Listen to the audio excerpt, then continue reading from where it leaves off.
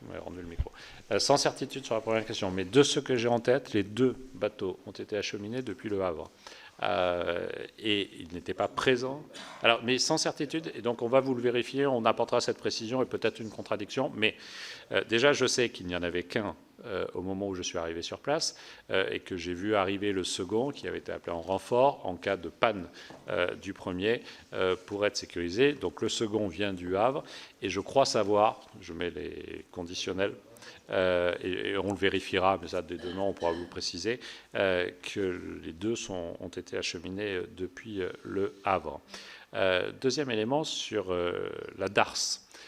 Quand je me suis rendu sur place, j'ai demandé à voir le site parce qu'on m'a dit justement l'eau qui pourrait couler, parce qu'à ce moment-là, en fait, en réalité, il n'y a pas eu tant d'eau que ça. Il y a eu beaucoup, mais donc elle était dans le sol, elle n'était pas encore arrivée dans la darse au moment où j'étais présent sur place. Je ne dis pas qu'ensuite il n'y a pas eu des écoulements, et de toute façon, il y a eu des pollutions déjà dans le sol et donc évidemment dans la Seine. Je pense que c'est assez mécanique, assez logique, hélas. Mais quand je suis arrivé sur place, la darse n'était pas polluée, mais le matériel du plan Polmar n'était pas encore en place. Donc j'ai vérifié que le plan Polmar soit bien actionné. Il était actionné, le matériel est arrivé dans les temps qui ont suivi assez peu de temps après, et il a été installé de sorte que si la darse avait été polluée, nous protégions le lien entre la darse et la Seine.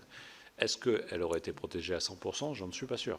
Là aussi, je préfère être honnête, mais le plan Polmar est quand même d'un assez bon niveau d'efficacité. Il a été déployé avant qu'on ait des pollutions manifestes sur la Seine. Je les qualifie de manifestes, parce que, notamment par l'imprégnation des sols, on peut avoir des pollutions sur la Seine, mais elles n'ont pas été relevées selon les informations que j'ai en ma possession. Donc voilà, très concrètement, on vérifie sur le premier. Je crois que les 2... c'est sûr, je crois que les 2 sont venus au Havre et qu'ils n'étaient pas là.